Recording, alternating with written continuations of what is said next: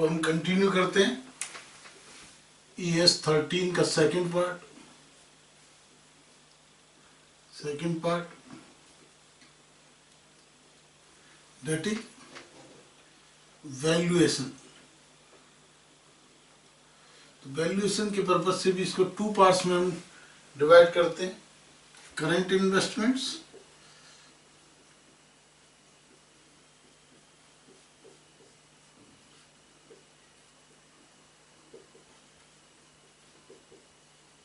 Okay और long term investment.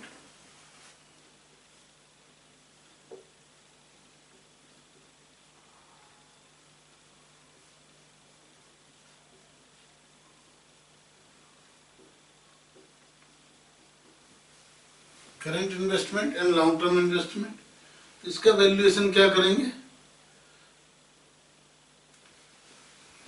Lower of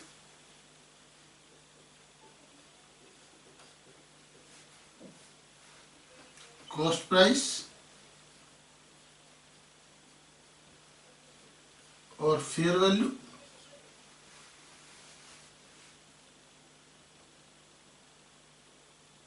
that means reduction of fair value and reversal of reduction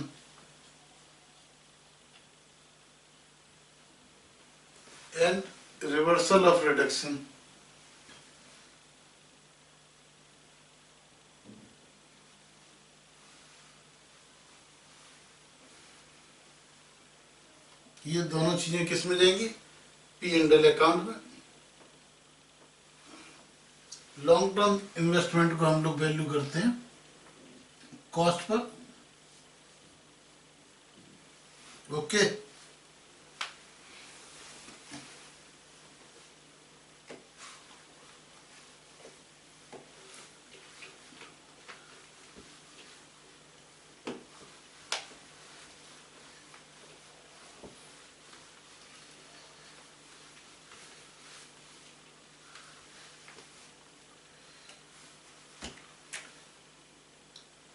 अब ये जो current investment है, अगर इसकी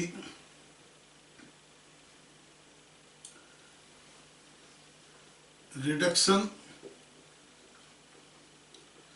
होता है प्राइस में या रिवर्सल होता है, रिवर्सल ऑफ रिडक्शन, दोनों ही केस में हम क्या करेंगे, चाहे reduction in the value in FV और रिवर्सल और रिडक्शन इन FV, ये both to be treated in, का ट्रीटमेंट क्या होगा, दोनों ही केस में P&L अकाउंट, दोनों ही केस में प्रॉफिट एंड लॉस अकाउंट में ट्रीटमेंट होगा कि करंट इन्वेस्टमेंट है, ओके। अब कैरिंग अमाउंट थी 1 lakh rupees, rate fair value reduce हो गया 80,000 हो गया, तो हमने 20,000 P&L में डाल दिया, ओके। लेकिन नेक्स्ट ईयर वो 90,000 हो गया, that means reversal in the value 80 की जगह 90,000 हो गया, तो उस 10,000 को भी P&L में डालेंगे करंट इन्वेस्टमेंट के केसेस में, ओके। लॉन्ग टर्म इन्वेस्टमेंट को जैसा कि हमने बताया कॉस्ट पे दिखाते हैं, लेकिन इसके केस में ईयर वाइज चेंज को नहीं करेंगे, इसमें केवल कब करेंगे, if there is a permanent reduction, if there is permanent reduction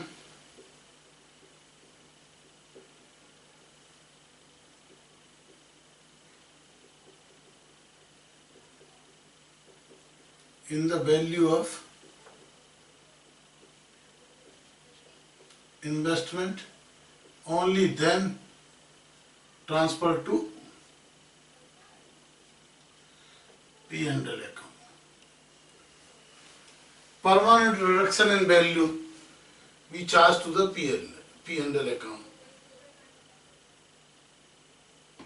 ठीक है। इसी तरह यदि परमानेंटली वैल्यू बढ़ जाती है तो permanent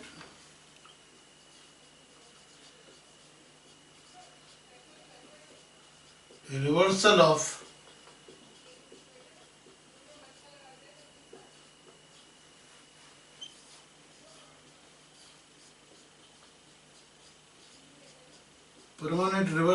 reduction in the value of investment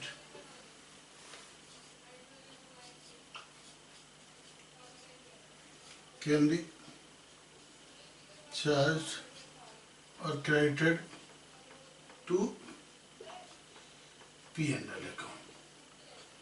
okay, तो ये आपको वैल्यूएशन ऑफ द इन्वेस्टमेंट कि कैसे इन्वेस्टमेंट शो करना है ईयर आफ्टर ईयर, ये बताता है आपको अकाउंटिंग स्टैंडर्ड 13। ओके, अब हम लेते हैं next point, that is disposal of investment. Disposal of investment,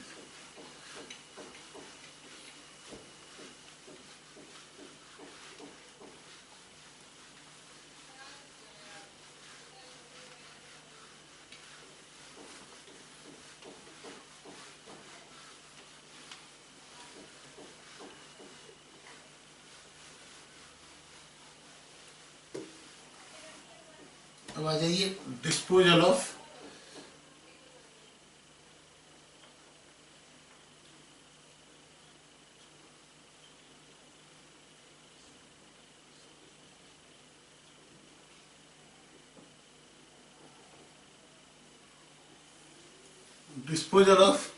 investment.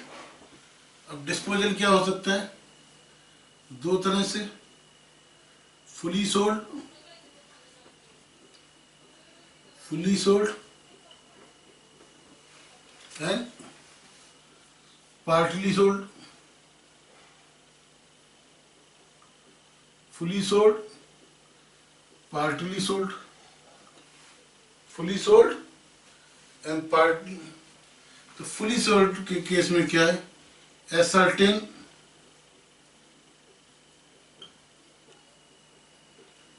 हमें दो चीजें एसर्टेन करनी है, carrying amount that means book value, carrying amount, okay, and net disposal price.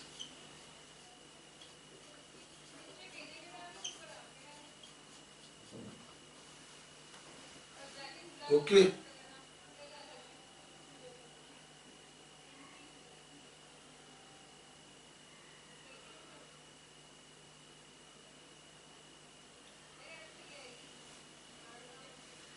Partly sold के अंदर भी हमें एसर्टेन क्या करनी है,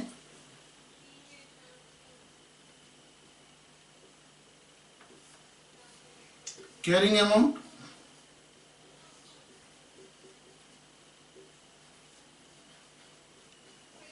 एंड नेट डिस्पोजल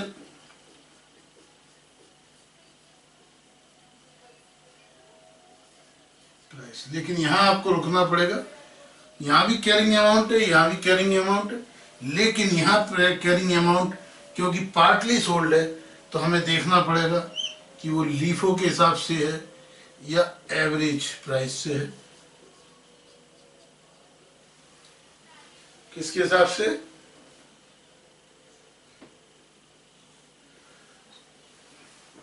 यदि लीफो के हिसाब से है तो हम उसको नहीं मानेंगे, क्योंकि केवल ये स्टैंडर्ड फीबो को मान्यता देता है, लीफो नहीं। लीफो होगा तो हम उसको काट देंगे, फीफो को ही केवल यूज करेंगे। ओके,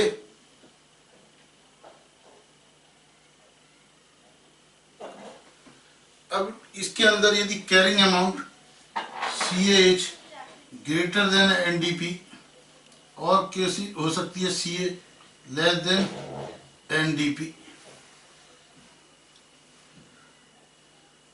क्लियर, दो ही केस हो सकते हैं,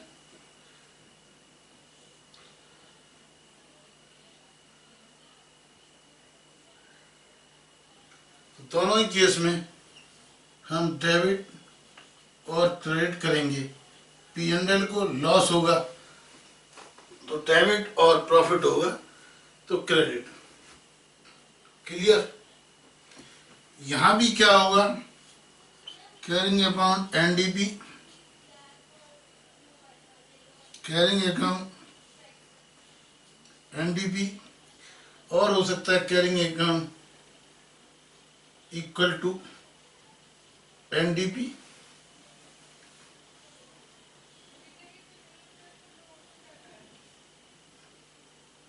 ओके, तो इन दोनों केसेस में हम क्या करेंगे, transfer to P&L account, same treatment. यहां पर हम क्या करेंगे, नो चेंज।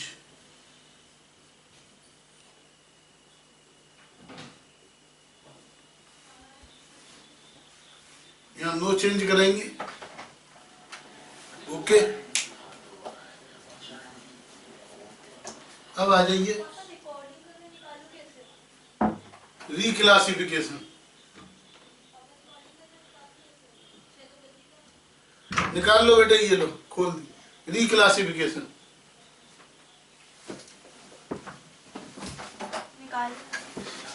रिक्लासिफिकेशन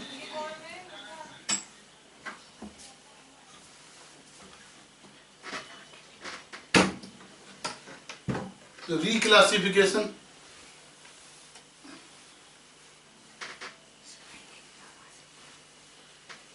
रिक्लासिफिकेशन बेटे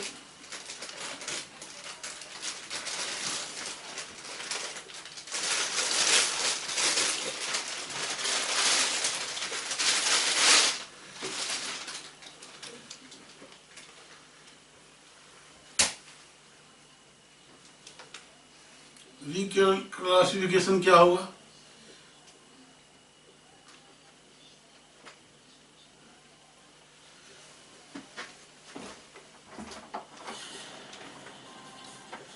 करंट टू लॉन्ग टर्म, और क्या हो सकता है, लॉन्ग टर्म टू करंट। या तो हम जो करंट इन्वेस्टमेंट है उसको लॉन्ग टर्म में क्लासिफाई कर सकते हैं, रिक्लासिफाई, या लॉन्ग टर्म टू करंट। तो अब हम जब भी ट्रांसफर करेंगे तो ट्रांसफर कैसे होगा, जिस तरह सेल होती है, transfer at lower of cost and fair value, दोनों में से जो भी लोअर हो उस पर ट्रांसफर करेंगे। और यहां हम ट्रांसफर करेंगे transfer at lower of carrying amount, cost and carrying amount, not fair value. Okay, जब ये ट्रांसफर करेंगे तो कॉस्ट एंड फेयर वैल्यू लेंगे, लेकिन यहाँ कॉस्ट एंड कैरिंग अमाउंट, यानी कैरिंग अमाउंट का मतलब book value, not fair cost. Okay, not fair valuation. अब हम आते हैं डिस्क्लोजर पर। ओके, क्या क्या हमको डिस्क्लोज करना है AS 13 के अंदर। तो डिस्क्लोजर रिक्वायरमेंट अब हम समझेंगे। Disclosure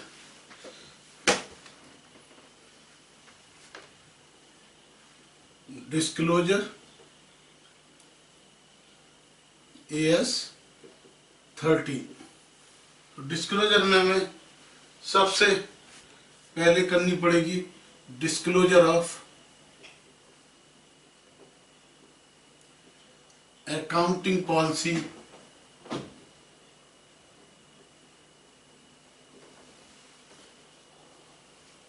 for carrying amount disclosure of accounting policy for carrying account. Next हमको डिस्क्लोज करना होगा gross income from investment. Gross income from investment. अब ये इन्वेस्टमेंट से इनकम क्या क्या हो सकती है? इंटरेस्ट हो सकती है, डिविडेंड हो सकता है, यदि रेंटल्स हो सकता है. ओके, तो ये जितना भी ग्रॉस इनकम होगी ये हो सकती है फ्रॉम करंट इन्वेस्टमेंट और हो सकती है लॉन्ग टर्म इन्वेस्टमेंट से.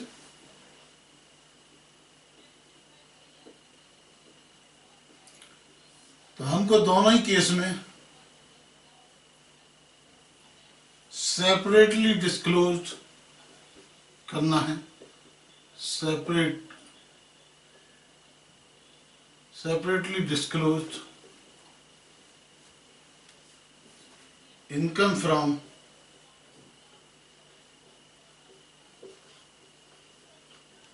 current investment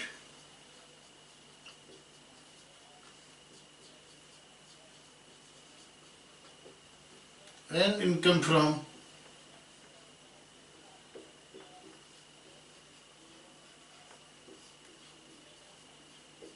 long term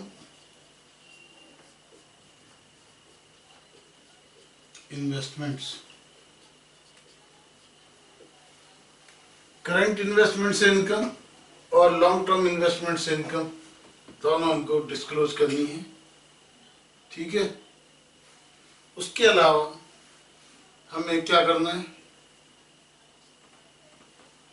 advance tax के अंदर जो भी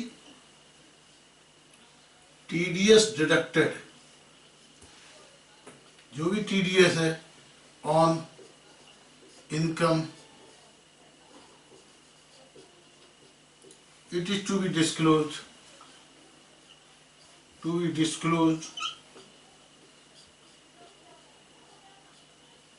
and shown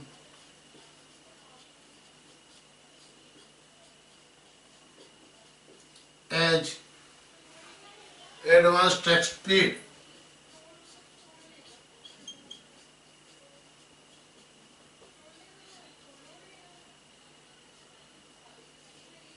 As advance tax paid. Okay, तो ये हमारे को करना है disclosure of accounting policy. Disclose करनी है. नंबर 1 ग्रॉस इन्वेस्टमेंट डिस्क्लोज करना है. ये सेपरेटली डिस्क्लोज करना है. 2A 2B आप कर लीजिए. साथ भी हमको टीडीएस डिस्क्लोज करना है and it is to be disclose as advance tax paid. Okay.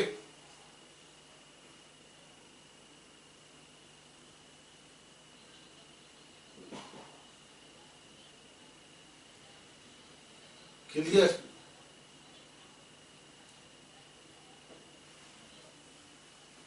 साथ ही साथ और क्या क्या डिस्क्लोज करना है?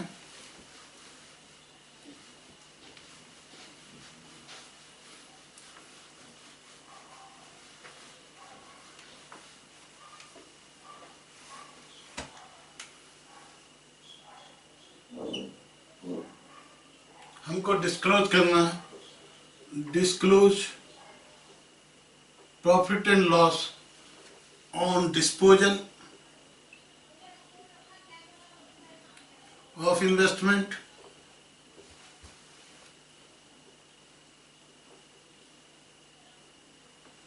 ओके.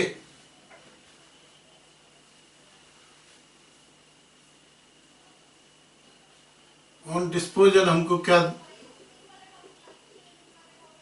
डिस्क्लोज करना है? करंट इन्वेस्टमेंट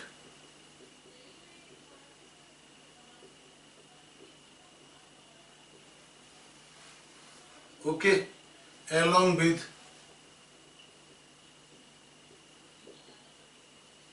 their डिस्पोजल के बाद current investment along with their respective carrying amounts, ये सब हमको सेपरेटली डिस्क्लोज करना है। उसके बाद में यदि कोई सिग्निफिकेंट रेस्ट्रिक्शंस हैं किसी इन्वेस्टमेंट के बारे में, यदि सिग्निफिकेंट रेस्ट्रिक्शंस हैं तो वो सिग्निफिकेंट रेस्ट्रिक्शंस हमको डिस्क्लोज करनी है। सिग्निफिकेंट रेस्ट्रिक्शंस किस किस के बारे में? राइट ऑफ ओनरशिप के बारे में, सिग्निफिकेंट रेस्ट्रिक्शंस रियलाइजेबिलिटी के बारे में, जैसे कि प्रमोटर्स कोटा वगैरह होता है, रियलाइजेबिलिटी के बारे में, रेमिटेंस ऑफ प्रोसीड्स,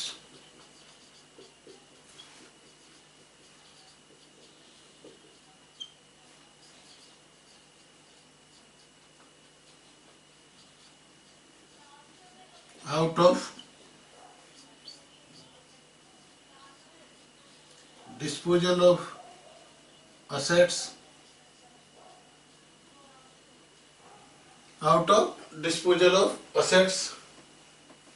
उसके अलावा हमको डिस्क्लोज करना है separately aggregate amount of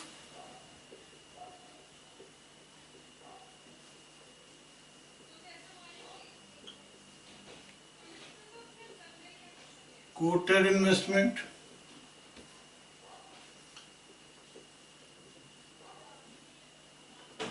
and aggregate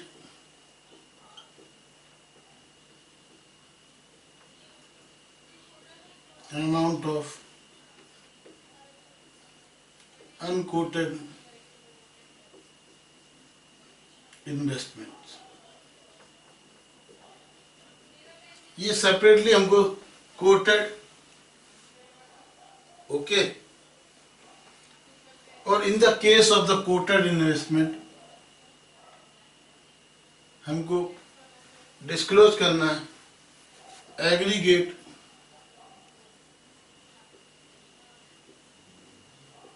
market value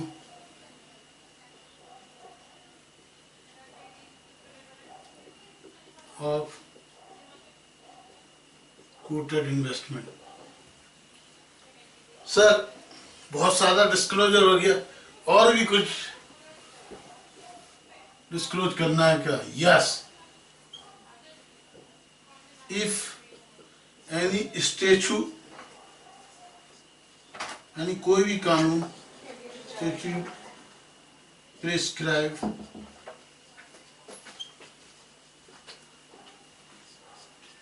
additional disclosure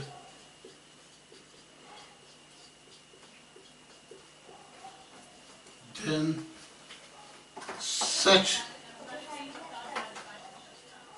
disclosure is also required।